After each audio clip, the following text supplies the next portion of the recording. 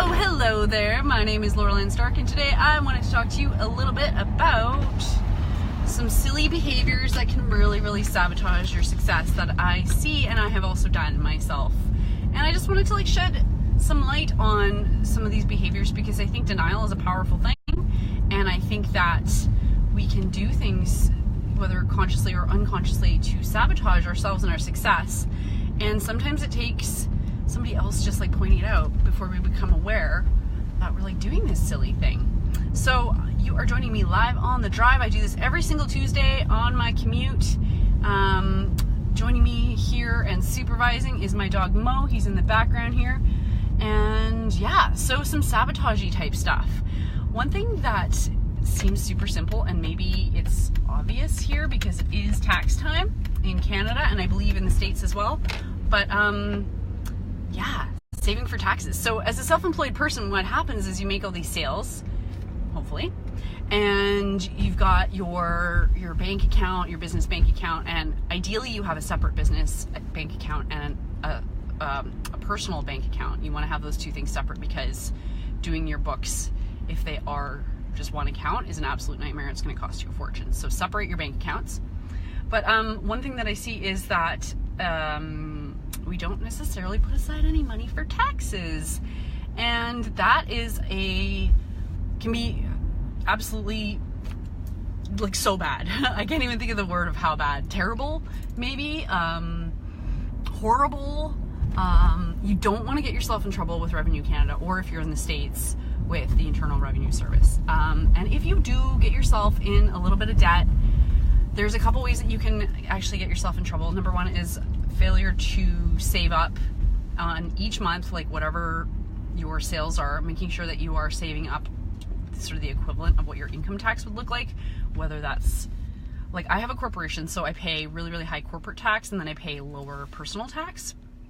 And it's in my best interest to put away a little chunk every single month to prepare for those tax bills.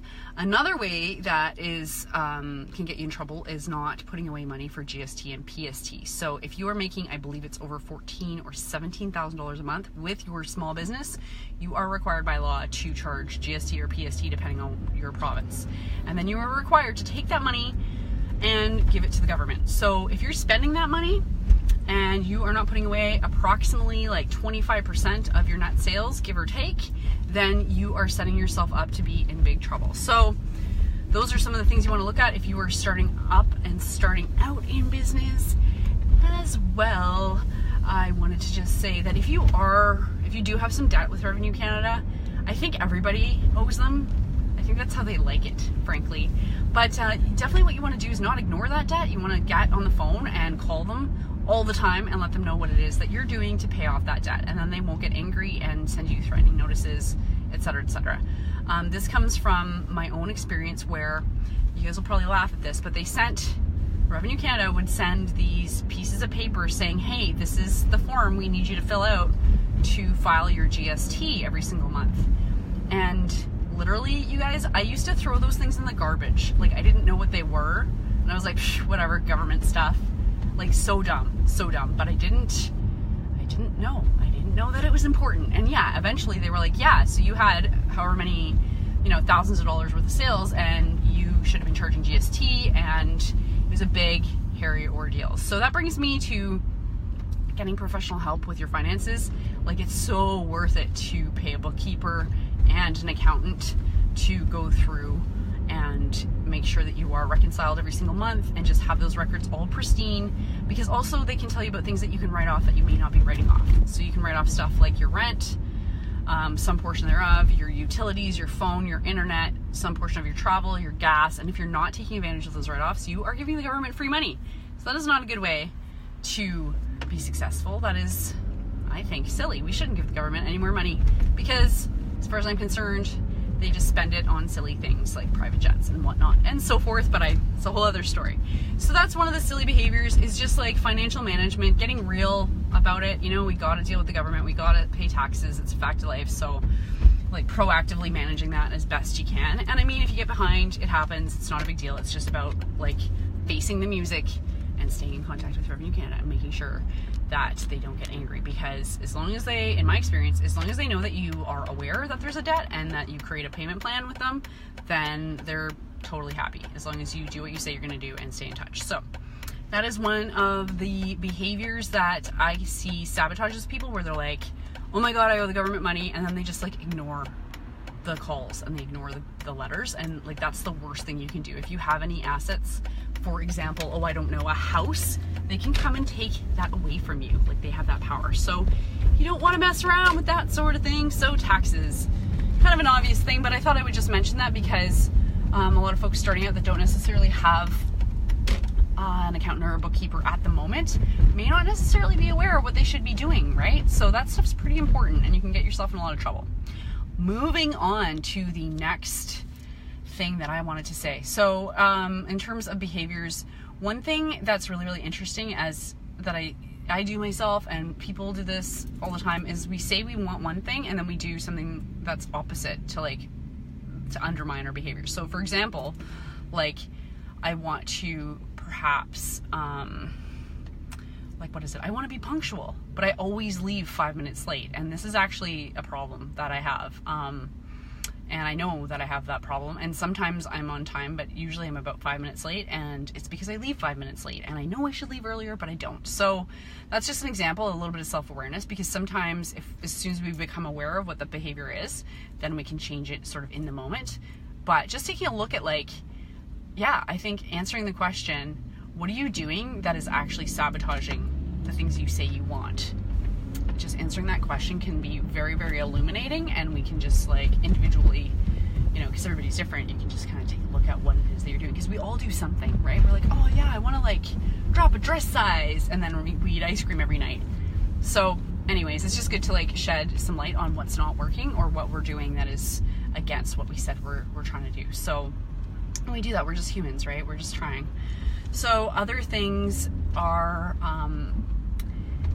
under delivering. So if you have customers, if you are in a situation where you're providing a service to to your customers, or even delivering products or whatever, sometimes what I see people do in their desire to be to provide good service is they overpromise. So they're like, I will get the thing by Friday, and then Friday comes and goes, and they're like, oh, I'm sorry, and then it comes on Monday, and that is just not ideal, because it sort of erodes the trust that you have with your customer base if you are just saying, if you're basically breaking your promises all the time. So what I always say to do, and it's kind of tough, but you got to build in screw up time, right? So time for things to go wrong, because things will go wrong. Your internet will go down, your cell phone will stop working, you'll get stuck in traffic, someone won't deliver, and you'll need to be, making up time. So anyways, I just build in 20% mess up time, so that way I can fix something if it goes wrong, and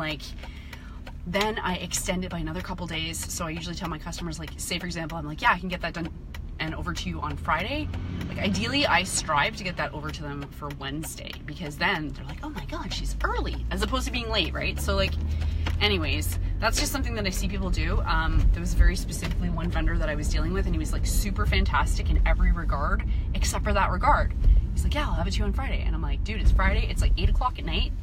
Where is the thing that you said that you would give me? And I had to stop working with him because it was just too stressful, right? So this can really erode trust. So ideally, you want to, under promise and over delivery. So that's just a silly habit or silly behavior that can sabotage your success. And I think that fits the bill with just about everybody and everything. So yeah, that is one of the habits. I think I'm gonna have to honk at this person.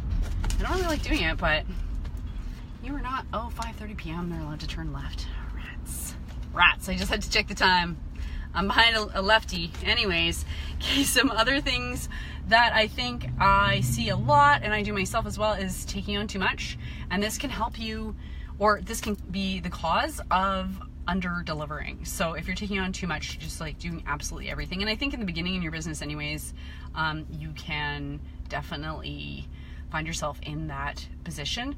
But this also relates to not just taking on too many sort of jobs or job types or roles or tasks, but also taking on some of the wrong stuff as well. So, I mean, this is one of the things that I think it's kind of passage of time and like learning and maturing and stuff like that. But I feel like being an adult is always just like bumping up against my limitations over and over again. So it's about learning what you're actually capable of doing in a certain amount of time, and also what you can do based on, I think factoring in your energy levels and also enthusiasm for certain tasks is important as well, because I know some things I can get done really, really fast because I like doing them, and some things just take some time and I need to set myself up properly. So like certain things like data entry, I absolutely hate data entry, but it's a fact of life. So for that, I make sure I have a nice snack and I have a good song and I have headphones and I have 2 hours of uninterrupted time and I can get that stuff done. So just like being realistic about what you're doing.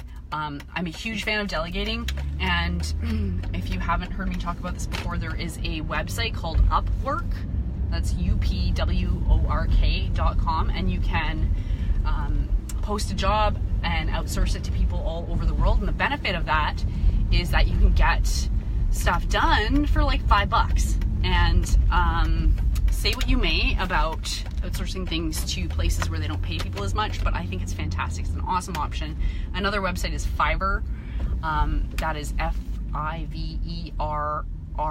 I think there's a whole bunch of R's at the very end, more than you would think, and that's where you can get something done for $5 as well. So if something is just like you're not good at it, you don't like it, and you have $5 or $10 or whatever, like outsource that, man, because time is money, and you should be doing, I think, what you're really good at and what nobody else can do really as well as you.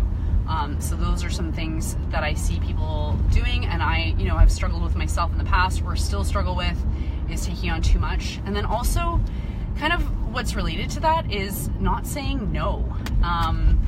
So one thing that I'd like to bring up is the idea of firing a client. So when you're first starting out, I know for me anyways, I was like, any sale is a good sale. Like if I'm making money and this person is like giving me money, then cool, we have a good business relationship, everything's awesome. But sometimes certain amounts of money just aren't worth it. So yeah, there's people that will end up actually costing you money and peace of mind. So about those people, it's about having faith that better customers will come along, and just telling them, I think it's time that you find a new service provider. That is one of the things that allowed me to up-level my business, is to focus on working with people who really got the value of working with me, and getting rid of the clients who didn't see that value, because it was like bad for them, bad for me. They weren't happy, I wasn't happy, so just being very specific about who you work for. Now, beggars can't be choosers. If you have no clients whatsoever, you have to work with basically whoever you can get in the initial days.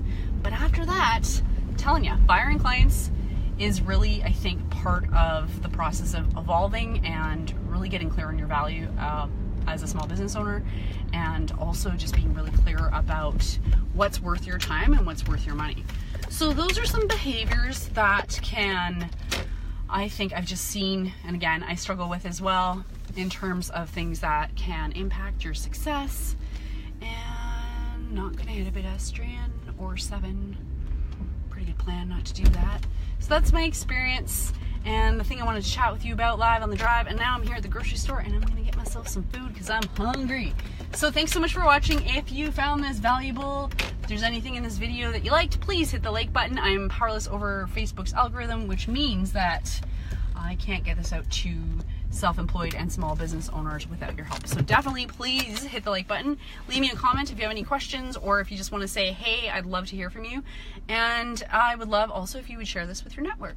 And every single Tuesday I do live on the drive and I talk about small business, self-employment, and success tips. So if you would like me to talk about anything specific, definitely leave that in the comments as well. My name is Laurel Ann Stark. This is Mo, and we'll see you next week. Thanks for joining. Bye-bye.